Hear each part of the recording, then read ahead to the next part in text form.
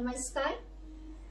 आज के समय में सभी लोग ये जानते हैं कि योगा प्राणायाम करना बहुत ज़्यादा जरूरी है और जिसमें प्राणायाम तो बहुत ही जरूरी है।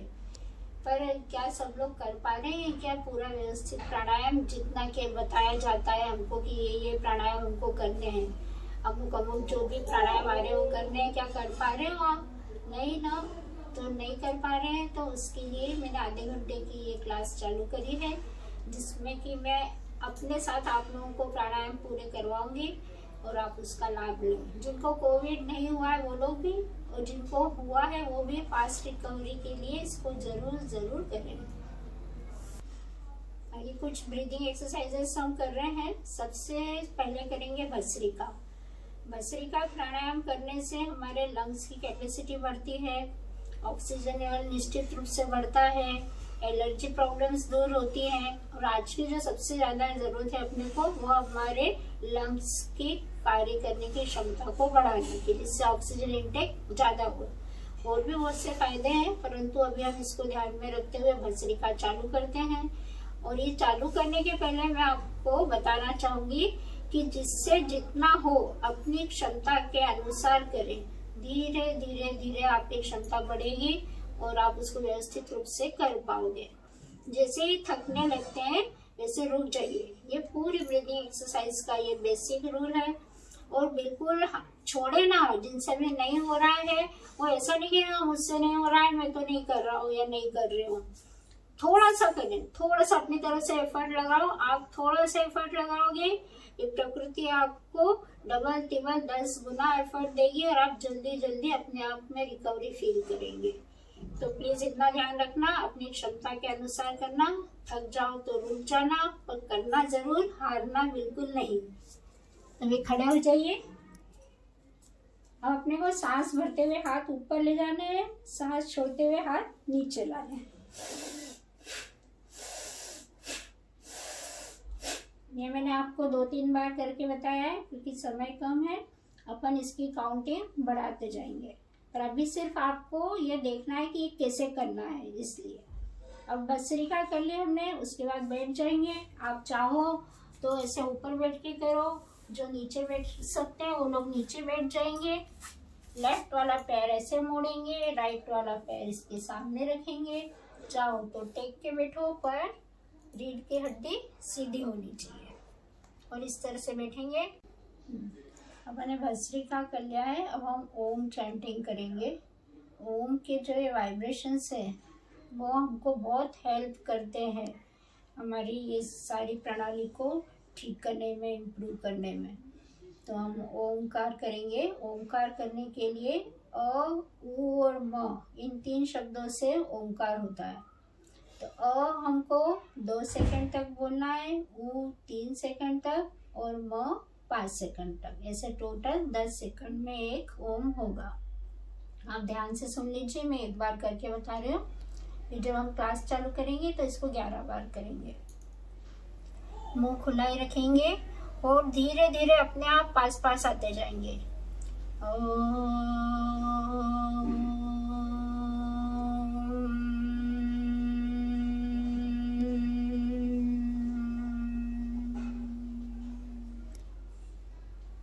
इस तरह से 11 बार ओमकार करेंगे।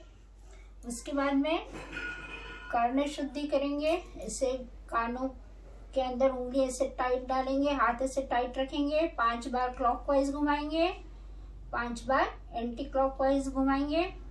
फिर ऐसे अंदर की तरफ ऐसे पंपिंग करेंगे और छोड़ देंगे।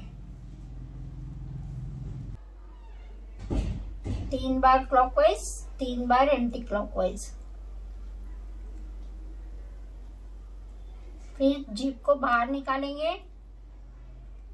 10 बार ऐसे, 10 बार ऐसे।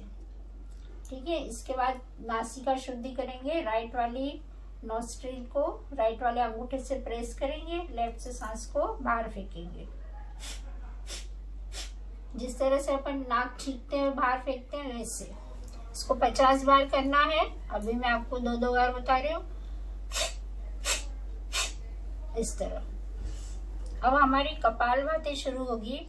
कपालभाति भी ऐसे ही होती है, सिर्फ सांस को हमको बाहर फेंकना है। जैसे नाक छींकते समय हम किसी सांस बाहर फेंकते, ऐसे सांस को बाहर फेंकना है।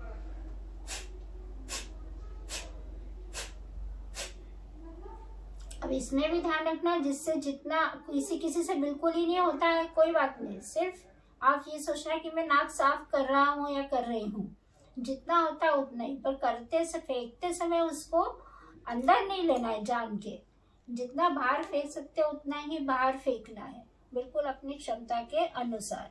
अगर आपको करते समय कमर में दर्द हो रहा है तो आप इसे टेका ले सकते हो, टेका लेके बैठ सकते हो आराम से, ऊपर चेयर पे या नीचे कैसे भी। तो ये कपालभाति हमको करना है इस तरह से 50-50 स्ट्रोक। जिस तरह से हमने सामने करा है इस तरह से कपालभाति को हम ये राइट, इस तरह राइट वाला हाथ ये से मोड़ेंगे कमर पे, लेफ्ट वाला हाथ ऐसे रखेंगे घुटने पे, राइट साइड गर्दन करके फिर सांस फेंकेंगे, ऐसे ही लेफ्ट साइड,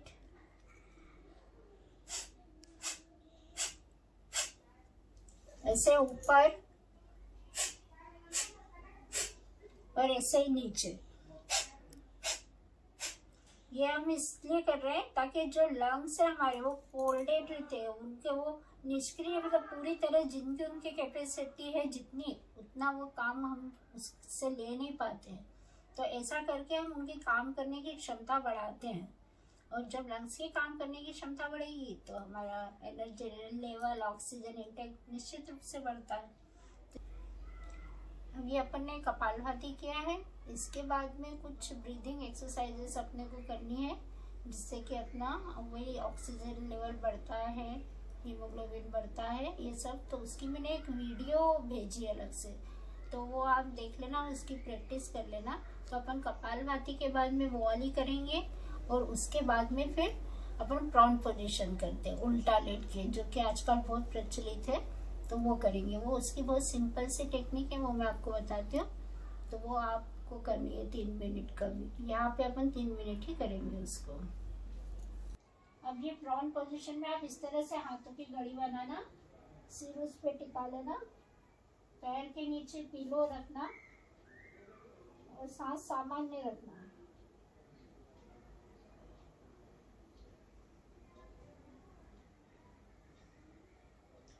इस तरह से 3 मिनट 5 मिनट जितना हो उतना लेटना, पर अभी अपन क्लास में 3 मिनट लेटेंगे। अब प्राउन पोजीशन से अपन धीरे से करवट लेकर उठ के बैठ गए हैं, और अब अनुलोम विलोम प्राणायाम करेंगे। इसके लिए दोनों ये उंगलियां यहाँ आगे चक्र रहता है यहाँ पे रखेंगे, राइट वाला अंगूठा राइट नॉस्ट्रिल पे, लेफ्ट वाला लेफ्ट नॉस्ट्रिल पे, है ना।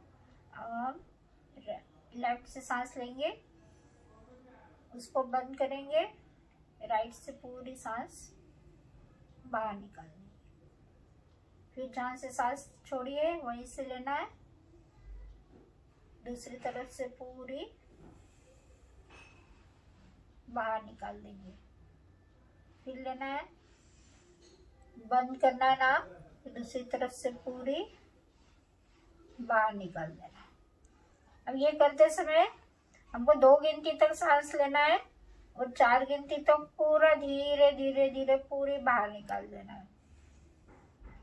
सांस लेते हुए हमारा सीना बाहर, फिर सांस छोड़ते हुए अंदर। इससे हमारे ये डायफ्राम वाला पोर्शन है, ये भी अच्छा एक्टिव हो जाता है।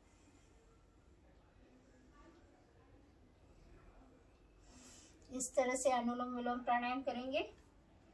फिर अनुलोम विलोम प्राणायाम करने के बाद में हम करेंगे भ्रामरी प्राणायाम। भ्रामरी प्राणायाम करने से इसके अगिनत फायदे हैं, पर अभी फिलहाल में जो है वो ये है कि इसके जो वाइब्रेशंस हैं वो हमारी कैपेसिटी बढ़ाते हैं, एनर्जी लेवल बढ़ाते हैं, हमारा दिमाग एकदम शांत और स्थिर होता है, ग्रेस्पिंग बढ़ता है, जिनको बीपी वगैरह है वो ठीक होता है, और भी कई सारे फायदे हैं, आप उनको अनुभव कीजिए।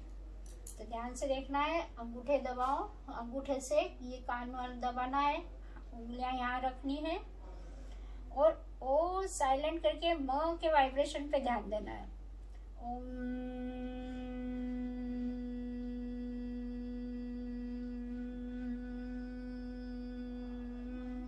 ये वाइब्रेशन आपको यहाँ पे फील करना है। अगर आप फील नहीं कर, अगर आपने वाइब्रेशंस पे ध्यान नहीं दिया तो फिर कोई फायदा नहीं होगा। इसलिए म के वाइब्रेशन को बहुत ध्यान से सुनिए। ओम।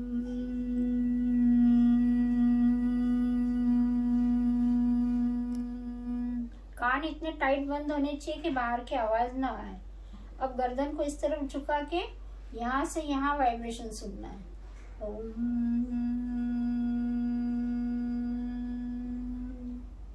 फिर इस तरफ ओम।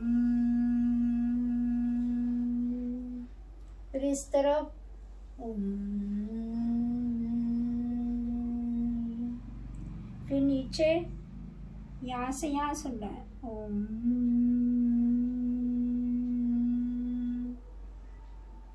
फिर हाथ नीचे रख के और पूरे वाइब्रेशंस को यहाँ पे महसूस करना है। एकदम से आंखें नहीं खोलनी है। फिर आंखों पे हाथ रख के धीरे धीरे से दबा के फिर आंख खोलनी है।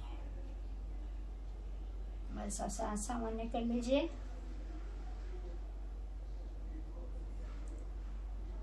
अब लास्ट में हम ताली बजाएंगे। इससे सारे एक्यूप्रेशर के पॉइंट भी हमारे दब जाएंगे और हम एक दूसरे के लिए, एक दूसरे का अभिवादन करने के लिए ताली बजाएंगे।